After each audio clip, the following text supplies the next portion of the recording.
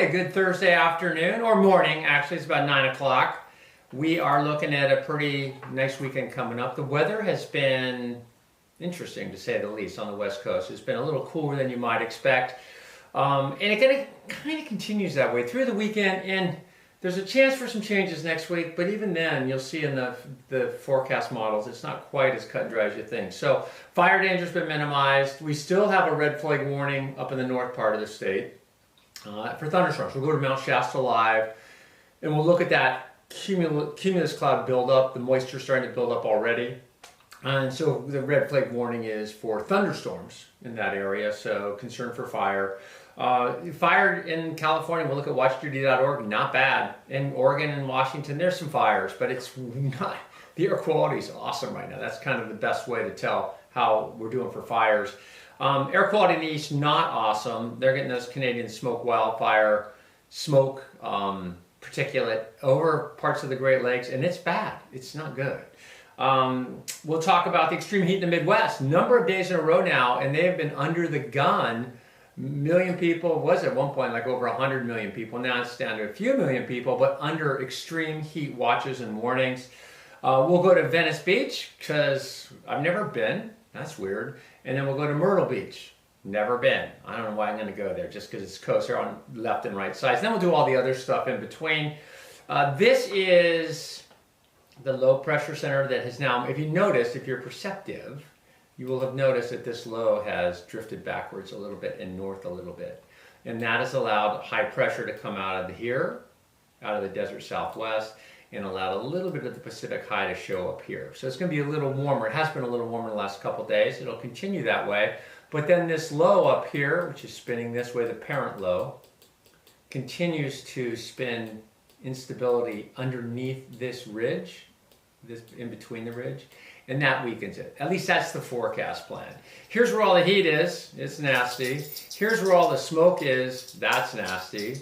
Here's where the red flag warnings are, up here in far northern California. And again, we haven't had any issues. We've had red flag warnings up there for a while, but in an overabundance of caution, which we should be cautious this time of year for fire, the National Weather Service has issued those. So I want to talk a little bit about the earthquake / tsunami. Here's the thing. We live in an earthquake zone. Not fear-mongering. This is a fact. The plates move, C4 spreading. New Earth is constantly being created, right? So it has to go somewhere, so it moves the plates around, okay? The plates move at about 2 inches a year. Some of the plates go side by side, transcurrent fault or transform fault.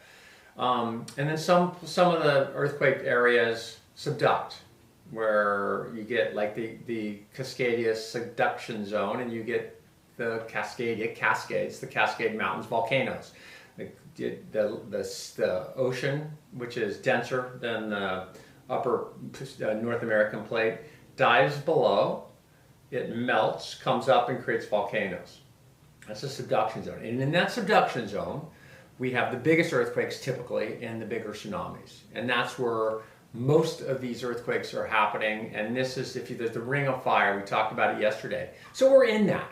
Here we go, right? So part of that subduction zone, the Juan de Fuca plate in Northern California, up near the triple point, the Mendocino triple point, where 3 plates meet, is very active.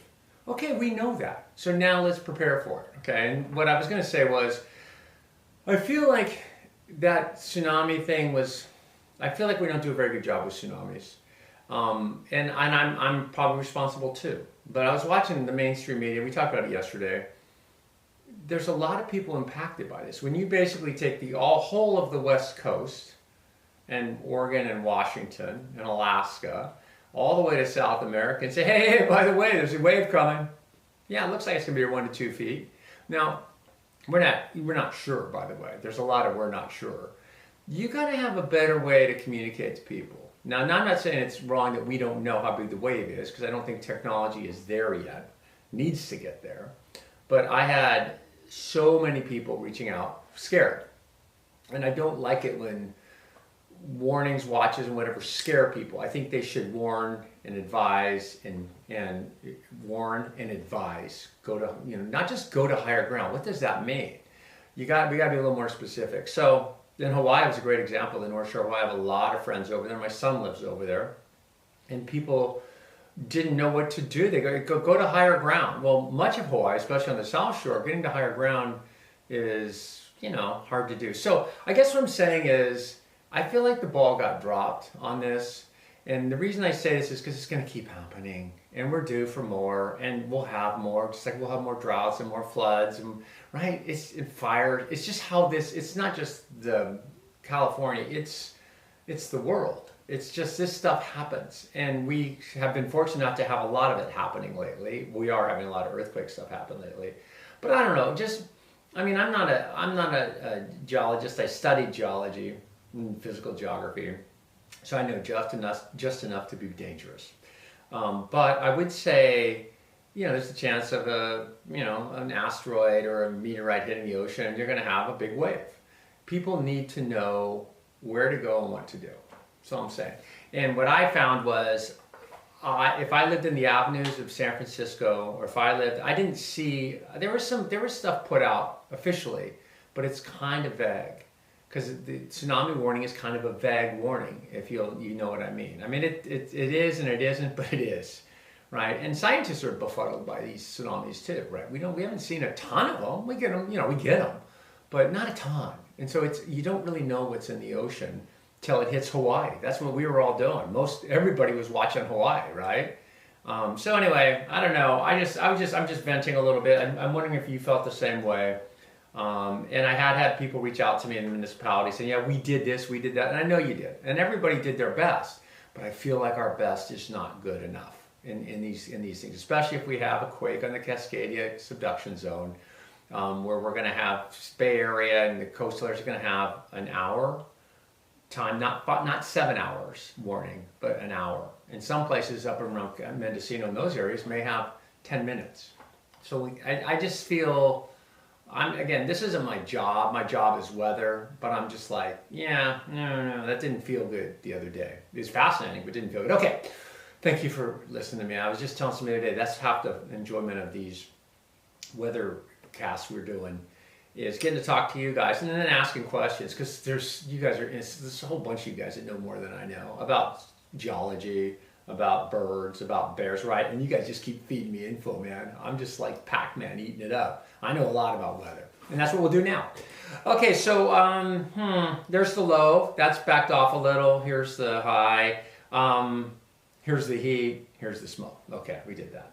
Let's take a look at, Mount Shasta. That's what I want to do. Okay, what's going on there? This is that buildup. There's a red flag warning in this zone, and you can see why as soon as the sun comes up. I got new coffee cups. They're awesome. They're bigger, so they hold more. Okay, right away, it's morning. If I'm camping or if I'm going to climb Shasta, I'm like, not today, I'm not. When you see that much moisture at, early this morning, oh man, it's going to be a pretty, watch this. Look at the cap of the mountain, orographic lifting, and it starts to show that cumulus cloud. So if you're smart, you come back to Alert California, pull this camera up. Well, not if you're smart, but if you got the time, pull this bad boy up somewhere around 2 o'clock this afternoon. It's going to be going. And so see that cumulus cloud developing. Pretty soon the heat is going to start. The mountain developed that through orographic lifting, but the heat is going to start to do that through convection. Okay, so here we go. Watch duty. See the fires. California's. I can't remember July. It was, I can't remember. Your weather memories are short. Orma Grande told me that. It's a climatologist at Berkeley, world famous. He goes, dude, people's weather memories are short. It's probably why I had a long career, right? You guys can't, because we really don't. We kind of think we know. Well, yeah, what was it like last Friday? Huh? Yeah, was it? Well, right. Your weather memories are very short. Typically, that's true. So my weather memory is as short as yours probably. Some cases maybe shorter. Here's the satellite image. Here are the clouds we were just looking at in the northeast part of the state, right? And you can see it there. And that activity is going to turn explosive here as we go into, Well, into this afternoon. There's the fog along the coast. There's the deeper marine layer, which it did deepen out. You're clearing south down towards Santa Barbara and down towards Los Angeles and soon to be San Diego. Smoke from the fire. Look at all that smoke, right? So a lot of smoke from the Canadian wildfire. This is the Mount Tamcam, looking at the marine layer, which is deeper. It's visibly deeper. Oh. My signal's a little slow today. There we go. Yeah, it's cutting out of me. But anyway, can you see the deeper marine layer? So what's happening today? More of the same. Maybe I think it's going to be a little bit warmer. I think we're seeing more sunshine already. So go to the inversion. And you see a 2,000 foot inversion right here at the marine profiler. And I'll pull this up. And this is about 2,000 feet right here. So this is all in the last few hours. And it's kind of held steady. This was yesterday at the same time, but it's all kind of held steady here. Okay. So we're getting through it. Sorry about the audio yesterday. I was messed up. Hope it's better today. God, my son's not here right now, and he's my IT guy, so I got to learn how to do this on my own base. I mean, I do it on my own, but the camera settings befuddle me. Okay, so here is the forecast for today. That looks nice, right? When you don't see reds, when you see redding at 98, come on. Sacramento at 93, you're like, hell yeah. San Francisco at 67, Los Angeles at 81, and 75 in San Diego. This is today, this is tomorrow. Oh, they don't look different. It's almost the same. So next couple of days. That's, what is that? So today's Thursday, that's Friday. Saturday, Sunday, just put that in there and leave it there. And then Monday, Tuesday, there'll be some chances, for some opportunity for a little bit of change. Here's the model. Here's the parent low. And you're going to see everything spinning kind of around underneath it. And what you see here, see this ridge? That's a big ridge. That wants to form, man. If all this scud wasn't under here, vorticity and instability, this high, the Pacific high, the high out of the southwest would merge with the Pacific high, and this would all pop up, and this low would back a little bit. Again, what I'm saying is, it would be hot. It would be hot. We'd be in a whole nother deal. And eventually that's going to happen. But right now, that's where we are today. We've got a lot of this instability showing up under the ridge. See it? See it? See it? Still there, still there, still there, still there. Kind of pumps up a little there, but then another little trough comes through. This is Sunday. So steady as she goes, no changes. Steady as she goes, no changes. See this big ball here? That's the Four Corners high trying to build out. Not bad. So that's kind of, next week, it's certainly going to be warmer. But then it keeps tweaking, right? And that would be a hot pattern right there. That's August 9th. August 9th looks like it has a lot of potential. But really what I'm showing you is more of the same. There, I said it. It's so funny, in television when they'd go, okay, Bill, you got 4 minutes for weather. And I'd be like, okay, but I got nothing to talk about. And I always have something to talk about. But it was funny, I just remember, because in television, you got 4 minutes to say the same thing you said last night, but you don't have the ability, like I have here, I can just go on tangents and we could talk about how they build the model or what the grid sizes of the model or the plate tectonics or whatever. But on TV, you're like, okay. And it was like, people would go, somebody they'd go, like Dennis would always say, hey, dude, you're so stoked, man. It's like, it's the weather, nothing's going on, your job's easy. When nothing's going on, my job was brutal. When stuff was going on, I had radar, I had satellite, I had boots on the ground weather observations. I had, right? When there's nothing going on, it's like, hey, well, it's a really nice day. Yeah, that's why weather people, you can tell when there's nothing going on. Well, most weather people do this too, but when they start reading the numbers, like, okay, I'm looking at the weather map. Like, I did my best never to read anything off a map. You're looking at it, you can see that. I'm supposed to tell you other things that are germane to the weather patterns. But anyway, I kind of went that way a little bit. Okay, so here's this afternoon. This is this afternoon. So there's that activity we're looking up on Mount Shasta. And it looks like it's going to happen. This is a North American? No, GFS. That's granular. Let's go to the NAM, see what that looks like. That's a little more granular. Same idea, reflectivity. Yeah, so it's a little more granular, meaning it just is a little more detailed. it is a little more detailed, smaller grid size. So here we go. And that's right where Mount Shasta is, and that's right where we're looking. And that's where the red flag warning is. So North American model keeps that going and kind of dries it out after that, except for something out of here. Okay, so we'll watch for that. Here's that moisture now we were just tracking. It will turn into thunderstorms. And that's the U.S. This is the watches, warnings, and concerns. And it's busy, man. Like, I got to tell you, this area, again, I'm just like, how are you surviving down there, man? And listen, here's the deal. I grew up in a place where there were lots of trailers. Paradise Pines, Paradise, California. We had a lot of trailers, a lot of retirement people. And people liked it more because we were at elevation. So when Chico would be $110, we'd be 95 or 98. But it'd still get pretty hot. But in these areas, what I'm getting at is trailers get hot as hell. And there's a lot of people that live, it's the way life is. A lot of people live in trailers. It's not bad. Some of the trailers are awesome. You get into some sweet double wides. You got yourself something, man. Plus you can just hook it up to a truck and go. Kidding. But I had a lot of friends that lived in a trailer. My dad lived in a trailer for a little time when he was remodeling. But they're out there. And so when you got extreme heat warnings and you got high humidities and air conditioning that barely works, you're inside of a metal casing. I know they insulate them pretty well, but certainly back in my day, not really. They were just bakey. I used to clean trailers too, just so you know. I had a business called, Mitch Legris, a really good friend of mine in high school, played football together, Paradise High School. Mitch's dad had a business called Scrub-A-Doo. We thought it was clever. We carried a steam cleaner around on the back of a truck, and we were good. And we'd pressure wash these mobile homes and trailers. So we did it because we had a plethora of trailers up in Paradise, and it was awesome money. We'd make like $50 a trailer, and it was always some nice older woman or gentleman, and they retirees, and they'd make us lunch. It was so fun. I met so many nice people, and I saw some really awesome trailers. I know a lot about trailers. I know. Especially the double wides, man. And back then they didn't really have pop outs, but some of the high enders did. Either way, trailers get hot as hell. Air quality here, that's not good. That's that Canadian smoke. And we did talk about that yesterday. I mentioned that some lawmakers in the United States are starting to question what's happening up here with these fires, because you're impacting millions of people with horrid air quality. We'll get to that. Here are the red flag warnings, and extreme heat warning here down in Phoenix.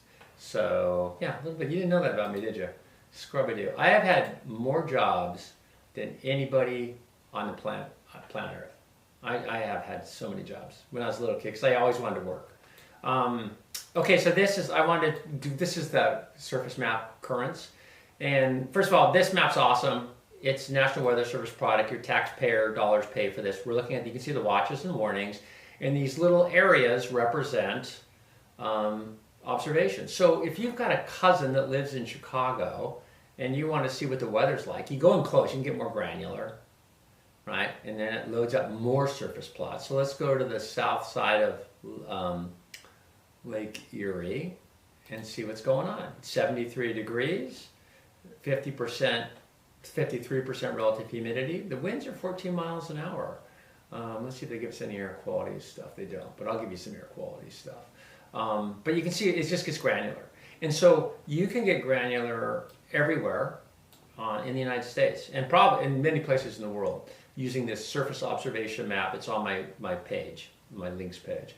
And then we're going to go right into the belly of the beast and down towards Greenville, Mid-Delta Regional Airport. 90 degrees. 90 degrees, 75% RH. Are you kidding me? Oh my God. 90 degrees, 75 RH. Columbus Air Force Base. They usually do these observations at airport. They're official readings. They have to do them at airports. That's why you get them. It's awesome. It's actual somebody reading this out and plugging it in and making it happen. 90 degree temperature, 71% relative humidity. Okay, that will mess you up. Wow. 103 in Dallas right now, or today, pardon me. 90 in New Orleans, 95 in Houston, 97 out towards Florida, and it's hot. And then on top of that, you got your smoke. So you can see the smoke models here. And again, the Canadian fires, there's some beef right now, a little beef coming from our governments. And maybe, so I don't know, I haven't looked into it enough. I love controlled burns. I love controlled burns because you're natural. This is what forests do. That makes them healthy again. But you are impacting a lot of people on their summer vacation on Lake Michigan, right here. So I don't know. You can chime in on that if you want. I don't know. This is the air quality map. Trying to do more national weather, which I realize, because again, you know why? We're all the weather's tied together. I'll show you what I mean. So out here, we've had a relative trough. And out here, we've had a relative ridge, and the ridge is where all the heat is. Trough is where it's milder than normal. And then up here, this is just bad air quality. Oh my God, look at that. I mean, that's unhealthy. That's really bad air quality. And I don't know what you do with that. That's just rough. That's just rough. And you're not taking a run today in Milwaukee or Chicago. Yeah, so, really rough. I was going to do something on the fly and go to Chicago live, but I can't figure out I don't want to start messing with the internet now. I mean, in other words, trying to find a live camera. Here are the 6 to 10 day outlooks. It's changed a little bit. Looks like we're going to be a little above average August 5th, and that's not for a few days, August 5th through the 9th. So later on this month, it's going to go August 5th through the 9th, it's going to get warmer, which, yeah, makes sense. We've been below average for sure, or average. And then the precip. I like these maps just because, again, taxpayer dollar pays for it. And it's a good, you go, okay, yeah, all right. I don't know if you're, I like it because it sort of verifies what we looked at on our 500 millibar chart. I like that. It's like, oh yeah, we saw that. We saw that it's going to be above average or below average precipitation. We didn't really look directly at that, but we did see that there wasn't a lot of monsoonal flow. That should turn on though as we go through the next couple weeks. Oh, hello. Okay, this is a place, never been, Venice Beach. Temperature today 77 degrees, 80 degrees in Los Angeles. And Venice, when you grow up in Paradise, California, is like another planet, man. Never been, but you know, you always see the pictures. Cute girls roller skating, people doing nutty stuff, street performers, joggers, a lot of joggers. There's some jogging going on. Yeah, zoom that up. Yeah, Venice Beach. Like, what's that guy carrying? Black cameras are awesome. Because it's just like, I don't know. Look at the guy in that Hawaiian shirt. That Hawaiian shirt's awesome. Look at that Hawaiian shirt. Come on now. I don't even like Hawaiian shirts, and I like that Hawaiian shirt. He's working it. He's working it. Maybe I take the whole weather show on the road and just go down to Venice Beach and like set up a little, you know, a little tent. I wouldn't want any beef with that dude. Let's see one more shot. No, sorry. No, it's self-indulgent now because we did weather, right? I'm feeling good about what we did. Okay. Venice Beach. It is beautiful. I've heard it's expensive down there now, though. Okay, Venice Beach. Then we go to Myrtle Beach, other end of the coast. Myrtle Beach, kind of, that's a hazy, oh, Myrtle Beach, 92 degrees with humidity that's nasty, gnarly. And then kind of cloudy. That's a muggy looking shot. And Florida's, you know, Florida gets a lot of heat just because it's a little nutty down there, I guess. I don't know. I've been once on a fly through. I don't know much about it. But to exist in that weather, 90-degree weather with 80%, 75% humidity, and air quality looking less than awesome, even though they're not under an air quality alert. Myrtle Beach. But I do, like I said the other day, I'm not the guy who does this, but the guy who lines up there, look at that, isn't that awesome? I mean, that's like, I mean, I know it sounds, I'm not being facetious. I'm like, dude, they brought an umbrella, they bought an ice chest, they brought a boom box, they brought backgammon. I'm not that dude. I'm just not. It drives my family nuts. I'm like, yeah, what'd you bring in? Well, I got some flip-flops and a shirt, and if there's waves, I'm going surfing. And I try not to bring a wetsuit if I can too, because it's just nicer to go without a wetsuit. Myrtle Beach. All right, I don't know what else to say about it. Never been. Okay, surf look. The energy from the south starts to show, but I looked at the models. This is tomorrow. It really, the energy's from the south, but the swell remains fairly small. So it's going to be 2 to 3. It should start to build up as we get towards next week. middle of next week, but that south swell continues to build. And you're like, so this is wave energy, and you see it's all coming from the south because it's their winter. That's a big swell. That's a big swell. 18-second interval, 8 foot. That's a big swell. That's interesting. Well, yeah, anyway, we'll keep an eye on that. So it looks like it's going to be flat for a while. Here's Pacifica. It looks like kind of a fun day out there today. I was watching folks earlier. This is Lindemar. The Keatings live over here. They're legends in San Francisco and in Pacifica and in the surfing and swimming world. Dick Keating, I don't want to get into the Keating family. Just look them up, Keating, but legends. That looks fun, right? Just mellow. Nobody's out. We're looking down on the hill. This is the lunar slope. This is called the boathouse right here. That's what we always called it. And you can surf that. If you get the swell big enough, it gets this cool little wave in there. Yeah, pretty day. Nice, clear. Oh, that's the first thing I should say is you got fog off at Pedro Point here, but the fog kind of just sitting just offshore. And this is interesting. Goes back to the earthquake thing I was talking about. This is out by Pipeline. I was watching this the other night because I was like, I remember I said I was kind of a little irritated at the coverage. And so I'm going to go looking for the tsunami myself because you can tell because the water goes out before the wave comes in. And I literally was sitting here at, I don't know, 8:30 the other night watching it. The sun was just low in the sky in Hawaii and the whole frickin' reef is exposed. I'm like, here it comes. And I'm flip to the Hawaiian channel and they're like, whoa, don't see anything here. I'm like, pull up the Surfline cameras, which are everywhere, and watch and so the funny thing about that too is I was watching as we look at surf cameras. Mount Shasta. Let's do the last 10 minutes. See if that cumulus cloud's built up more. Yeah, look at that build up. There were kids out. My son's friends were out in Haleiwa Harbor shooting the harbor, raging with foam and standing wave as the river came out and the water came in, and it's like in the meantime you switch to the networks and everybody else and they're like, not much happening in Hawaii. I'm watching it live. I've been watching it live for 35 minutes. So mainstream media is going to have to catch up because that's unacceptable to be that leg behind. Okay, enough of that.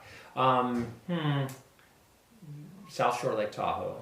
I used to love going up in here, right? Pyramid Peak and up into Echo Lake. And then there's these cool like Aloha Lake. You probably know those areas. But I like it because not a big fan of camping in the dirt. This is a shot of, I'm running out of time. This is a shot of San Diego, down by Monument Peak. This is Jellyfish. This is Natapalfin. This is Farallon Islands, not much going on. And then we got the bears and the fish. Okay, the thing's probably going to shut down on me any second. Hope things are good for you today. Hope you got a nice weekend planned. Thanks for hanging in. Appreciate subscribers too. And if you like what we're doing here, just tell a friend. That'd be awesome. Or send a link to a friend because it's fun. It's fun having you guys here. Appreciate it. See you here tomorrow.